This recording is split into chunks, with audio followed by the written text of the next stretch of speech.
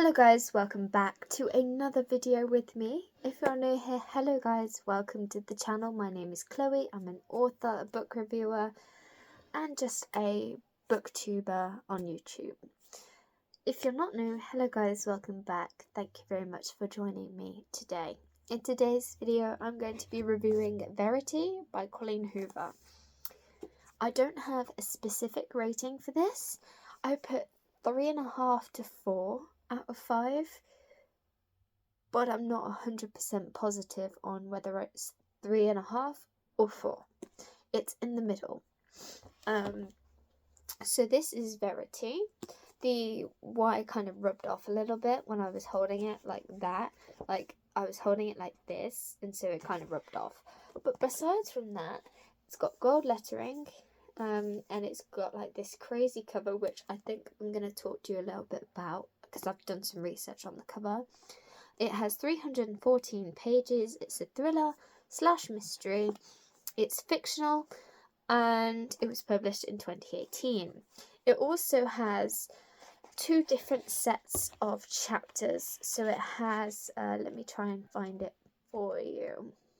So it's got things like this, which is chapter 6, and then it's got things like that, which is 14. Now that is set in 2 different perspectives. So all of the stuff that's written in this kind of font is Verity's autobiography, journal kind of thing. And then all of the chapters like that is the main character's point of view and the main character's story.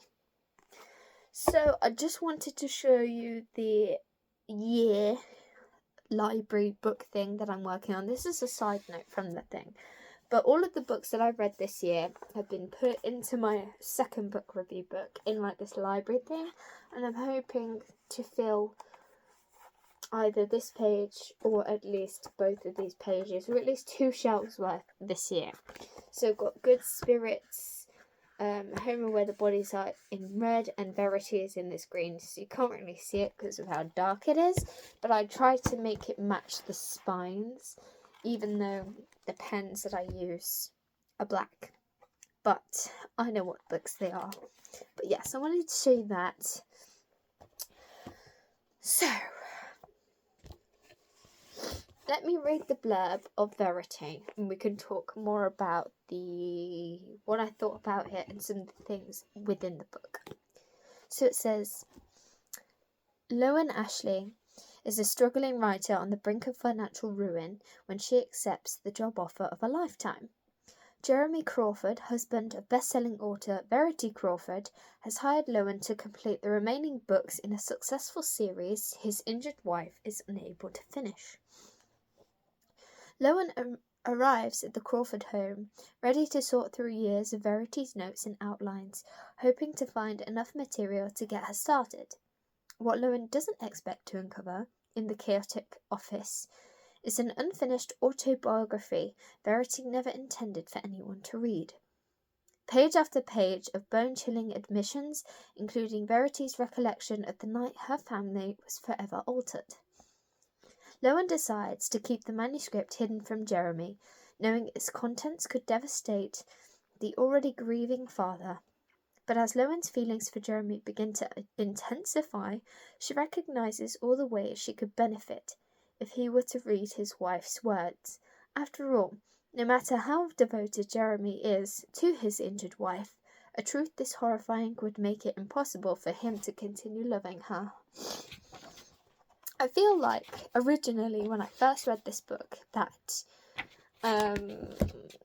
this would be along the same lines as The Housemaid by Frida McFadden. I'm trying to find the review of when The Housemaid was actually published, which was in 2022. So I thought that they would be similar storylines in terms of she comes in, the wife either has no idea or no control, and the main character falls in love with her husband. Which, that kind of thing does happen in both The Housemaid and Verity. However, it's very different the way that it's set out. in The Housemaid, the husband is the bad guy, and in this one, it is portrayed as Verity being the bad guy. So I'm not going to give away much more than that, but it's down to the reader's interpretation of who the bad guy is at the end of Verity, whether it is Verity or whether it is somebody else. So in this book, there are a lot of sexual scenes, a lot of them, and there is a lot of death, murder, references like that could be triggering for some people. There is a lot of graphic detail about some of the death themes in this book. So if you do not like graphic details about death and things like that, then I would say avoid, because there is references to choking, drowning, all of that kind of stuff. So it is intense, but it is a really interesting story. I was not expecting the ending to end the way it did. So when I read a lot of Freida McFadden books, Freida McFadden likes to have an unexpected twist. So I thought that this would be along the same lines. I was kind of thinking, okay, it'll be this character who's this related to this and this character who's related to that and all of that, but no. What I thought would happen did not happen. What character I thought was going to be the kind of the bad guy or the guy at the end who... Nope, was not that either. So I was very surprised. There are a few things about the characters that I was questioning, some of the actions of the characters, some of the way they acted in certain situations, and some of the things they said and did. That is why I rated it 3.5 stars to a 4-star. Only because the character development was good. I like Lowen's character, but I do think that the way she acted in some situations could have been better. The way that Jeremy acted in some situations could have also been better. So, yes, all of these characters could definitely have work. But aside from that, it was a cracking story. If you're not afraid to read things, like if you're not bothered about reading death or sexual scenes and stuff, I would give Verity a read. I did decide to read this book of Colleen Hoover's because it relates to V and the A to Z reading challenge.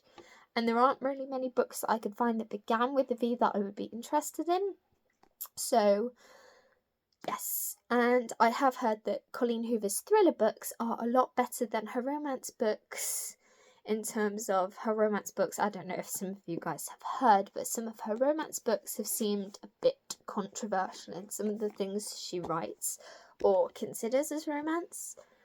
But the books that I've read of hers, Never Never by Colleen Hoover and Taryn Fisher, and Verity, don't seem too bad. There are some graphic sexual scenes in it, but that doesn't bother me because I do read some of that stuff anyway in other books, so I'm not bothered by that. And it's not as bad in Verity. Whatever's been said about her other books, in my opinion, does not portray that in Verity. But that's just my opinion. I would recommend this book to people who do like thrillers and mystery. It did have the suspense factor, it did have the thrilling factor, and I was left stunned by what I was reading. No way would I have predicted it would end the way that it did. And yeah, some of the scenes are quite dark, and it does progressively get darker throughout the book with some of the things that Verity says and does, but we'll leave that down to you. I do think that Colleen Hoover is a great writer, and I really did feel emotion towards some of the characters. But I was a little unsure about what this cover represented, because obviously a pair of legs and like this squiggly thing, which I don't know what that is. I don't know if that's a fishnet or whatever that is, but I did Google it because I was interested to know what that was. And it says that it could be a representation of Verity's two sides and two halves, good and evil. Because the ending, Colleen Hoover left down to the reader, which I liked, but it also is like really, no, I want to know what happened. But no, Verity, Colleen Hoover left Verity the book on one of these where we're guessing whether or not what we read in this whole book is real or not. And it's one of these where we will never know if it was real or not. So I did like that, because Verity portrays two sides to herself. A lot of the time there's evil portrayed by Verity. She is portrayed very negatively throughout most of the book, but that is down to the reader's interpretation on whether you think what Verity went through or what Verity did was I don't know how to word it, whether she was faking it or whether it was real. So I don't know, that's down to you. But yes, so now that I've finished this, I can tick off B for my reading challenge, and I can move on to Galentine's Day, which is here, and you can see the difference between the two books: dark and mysterious, fun and romantic. But yes, it's February, so I'm going to start reading the Valentine's Day or seasonal romance books until the end of February. But if you did like that, please give this video a like. Please subscribe if you so choose. I am nearly up to 200 subscribers, which I'm so happy about. I'm currently on 198 as I film this, but that might change depending on what happens. But I'm so happy. But yes. So if you like this, please comment, please subscribe, like, all of the above. You don't have to if you don't want to, but I really appreciate it. And I'll see you on Thursday for To Be Read Thursday. Bye, guys.